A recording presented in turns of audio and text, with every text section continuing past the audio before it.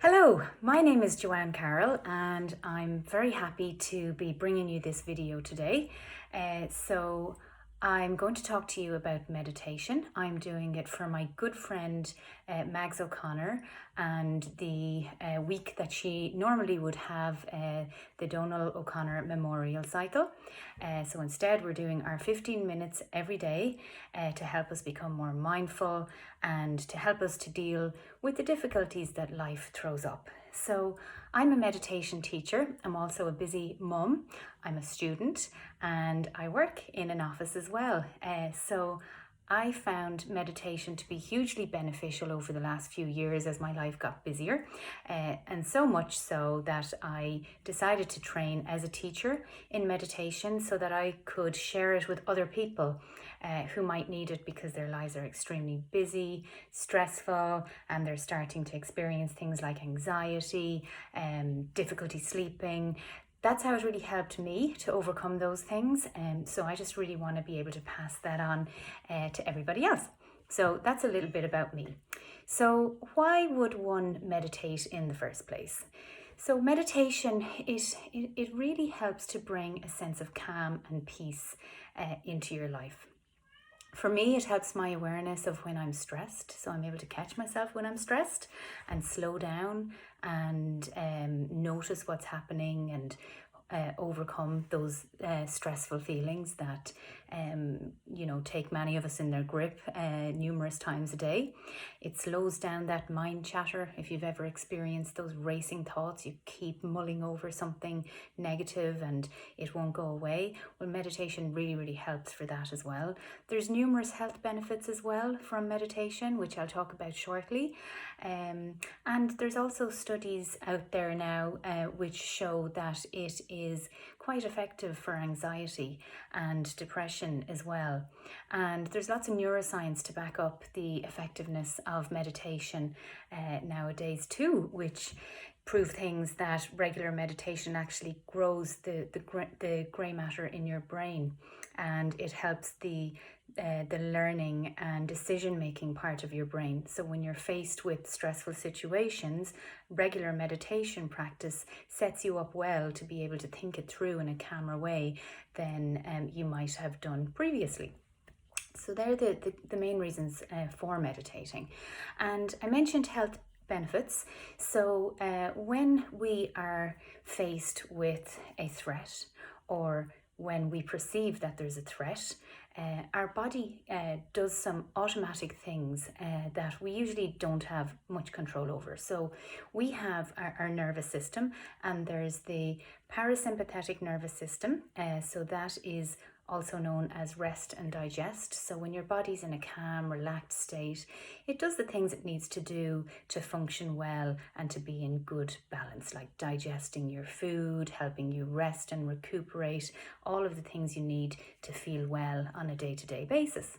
However, when we experience stress, and it might be an actual stressful event, or it might just be a stressful thought, our body kicks into action the sympathetic nervous system. So the sympathetic nervous system is reacting to stressful stimulus or stressful events or thoughts, and that creates the fight or flight response. So if you've ever been in a heated debate with somebody, and you feel your heart speeding up and your mouth getting dry, and you just feel like you're getting ready to defend yourself, that's your fight or flight kicking in. And the reason we actually have it is because back in ancient times, when we were hunting for our food, for example, we might be faced with a tiger or a wild boar, and fight or flight is what helped us survive. It was basically our body equipping us to fight the animal in front of us or run away as fast as we can. So it's a great thing to have. It is brilliant in life or death situations, but nowadays we perceive threats all the time, and modern life brings more stressful situations to us. So many people are in fight and flight for a prolonged time, or they experience it every single day numerous times. And there's lots of things out there at the moment which are triggering fight or flight in people, such as news headlines about COVID-19, just the feeling when you go to the supermarket and you see everybody in masks, the trying to navigate dropping people off at schools, and then even outside of COVID-19, there are things like traffic, stressful corporate environments, problems with your own personal relationships. Many things cause the fight or flight response in our bodies. And while it can be helpful sometimes when you do actually need to defend yourself or run away, it's not a good thing to have it being triggered all of the time, because it can create problems and illness in the body. So in the short term, you'll feel your heart might beat very quickly, your digestion is impacted, you might be suffering from IBS, you may feel worried and anxious and you're not able to relax, and you may have racing thoughts, and many people wake up in the middle of the night with racing thoughts, and that's all linked to the fight or flight response. Long term then, you might develop things like tension headaches or migraines. You may experience more severe mental health problems like panic attacks and anxiety. You may have hair loss issues and acne in adulthood, and it's also linked to type 2 diabetes developing as well, and sometimes prolonged stress can cause fertility problems. So I think the evidence all points to us needing to find a way to manage this fight or flight response, and create more of a relaxation response in our body, so that we allow ourselves to be more in the rest and digest as much as possible, and we arm ourselves well before we go out the door in the morning, that we're able to relax whenever we feel that the fight or flight is being triggered. And the more we prepare ourselves in that way, the less often the fight or flight will be triggered. So how does it actually work? How does meditation work?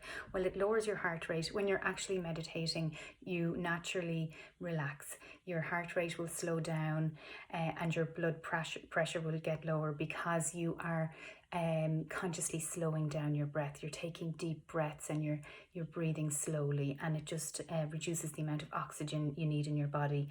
Your mental processes will slow, your muscles will then relax, and you'll return to rest and digest. So what you're effectively doing is intentionally reversing the parasympathetic and sympathetic nervous system roles. And the sympathetic nervous system is normally the dominant one, but you're allowing the parasympathetic, the rest and digest, to be dominant for the duration of your meditation. It lowers the amount of stress hormones circulating around your body, and in a nutshell, meditating simply helps you to feel better while you're doing it, and then at other times as well. Okay, so how to do it? Well, there's lots of different types of meditation out there. It's actually mind-boggling the amount of meditation types there are, but there's no one right way. You should try a few and see what actually works best for you. I'll talk about some of the most common ones that are out there nowadays. So you might have already engaged in some sort of guided meditation, but that is the one that's most commonly used nowadays. So you'll find that there's apps out there that give you lots of different types of guided meditations. Even if you might have maybe done some sort of retreat when you were in school, or you had a teacher, and they talked you through a meditation, that's a guided meditation. There's also mantra meditation, where you would repeat a phrase or a word, and you keep focused on repeating that phrase or word, and the purpose of that is to help your mind calm down and stop distracting thoughts. And often the mantra might be something that is really helpful to you feeling better, and many people like to do mantra meditations. There's also the mindfulness approach, and mindfulness is really about being mindful when you meditate, just taking the time to become aware of what's arising for you during the meditation, accepting whatever it is that is arising, and just really bringing yourself back to the present moment in a very gentle way as much as possible. And then there's other types of meditation that you might be familiar with. There's transcendental meditation, which is a special program where they design your own mantra, and you use that mantra then for meditating. And then there's also, if you've ever done a yoga class, there's what's known as the shavasana at the end of the yoga class, where you would lie down on the mat, and sometimes the yoga teacher will take you through a guided kind of meditation, a body scan, or just help you to do deep breathing and to relax. So if you want to give meditation a go, there's a few things that I would recommend you do. So set yourself up well to start with. Think about when you want to do it. So some people do it in the morning, some people do it in the evening, and it really depends on what happens in your house in the AM. I know for me, my daughter wakes up around 7, so if I want to meditate in the morning, I need to be awake at 20 to 7. So I'll set my alarm on those mornings, and I've over time I've just naturally started to wake up at that time and go to the toilet first, and then come back and find somewhere comfortable. So it's really important to have comfort. So you need to have a really comfortable cushion on the floor, or use a chair. You need to be warm so that you won't get cold, and it needs to be a fairly quiet place where there won't be too much noise. And if you're meditating in the morning, I don't recommend that you lie down, because you could fall asleep during the meditation. So sitting up with a cushion under you, and maybe your back propped up against the wall, or just with your legs crossed, and you could also use a comfortable chair as well. And the key thing is sitting upright so that you don't fall asleep. Some people prefer to do it in the evening, when they have a bit of quiet time, just go up to their room and again sit on the cushion, or do it just before they fall asleep, lying in their bed. And it's okay to do it lying down at that point, because you're going to be falling asleep, and it's actually a great way to have a great night's sleep. Okay, some other people also like to just do it on the go, and there's techniques that you can use. Say if you're stuck in traffic and you feel yourself getting stressed, you can engage in a little bit of box breathing. So box breathing is a way to slow down and regulate your breathing and get all of those great benefits that I talked about already, like decreasing your heart rate and your blood pressure. Box breathing means breathing in for the count of 4. So you breathe in, 1, 2, 3, 4, and holding that breath for the count of 4, 1, 2, 3, 4, and letting it go for the count of 4, 1, 2, 3, 4, and then pausing for the count of 4, 1, 2, 3, 4, and then starting again, taking a deep breath to the count of 4, holding it for the count of 4, letting it go for the count of 4, and pausing in between before you get to your next breath for the count of 4. And if you find yourself in a meeting, in traffic, wherever you are, that you feel the stress response is about to kick in, or it already has, do some box breathing, and that's a form of meditation. So there's no right way to go about meditation, as I said. You can go to a meditation class, but you can do it yourself at home as well. Many people like to start off using guided ones. So there's plenty of apps out there that will give you lots of choice around what kind of guided meditation. I would suggest trying a few if that's the route you're going to go. YouTube has loads of free guided meditations on there. However, many people don't like to bring a phone into their bedroom, or they don't want to be faffing around with phones in the morning, afraid to wake people up in their house. So you can do it without anything. As I said, there's no right way. Find out what works for you.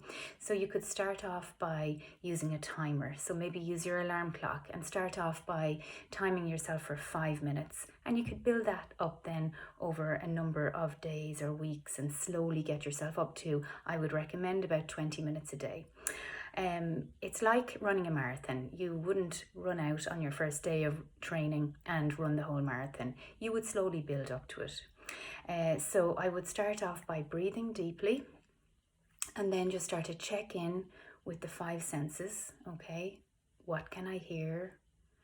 What can I smell? What can I taste? What can I feel? And what can I see? And your eyes would be closed at this point, okay? So as soon as you start your deep breathing, close your eyes. And then you can start to scan your body if you like. Go from your toes and concentrate on the sensations that you feel in each part of your body, and slowly work your way up your ankles, your legs, your thighs, your waist, your back, your shoulders, all the way up to the top of your head. And focus on that and combine with your breath. You could also maybe come up with a mantra before you start to meditate, and start with the deep breathing and then start using the mantra. And the mantra might just be a phrase that is really helpful to you. So think about what's really bothering you and come up with something that is the opposite of that. So something that is a solution. So let's just say you're finding work really stressful and you're not sure if you're doing a good job. Your mantra for your meditation might be, I do my best and I do really good work. And you would just repeat that to yourself and keep coming back to it. And a key thing for meditation is to always have a beginner's mind. Nobody is an expert. Even people who meditate for an hour a day, they still approach it with a beginner's mind. Their thoughts drift off from time to time. Yours will as well. And the key is always accepting that this is part of it.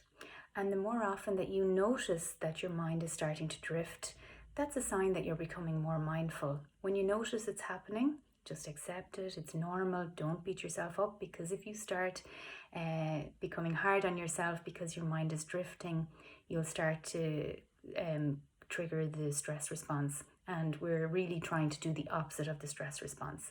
So it's about deep breathing, bringing yourself into the present moment by noticing all of your 5 senses, and then slowly scanning through your body or using your mantra, setting the timer for 5 minutes to start with, and then over time, slowly increasing that.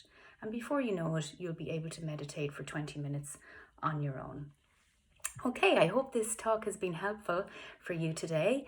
My name again is Joanne Carroll, and Sunshine Wellness is my business name. And I do run meditation classes from time to time if you think it's something that you'd like to learn more about. Okay, thank you.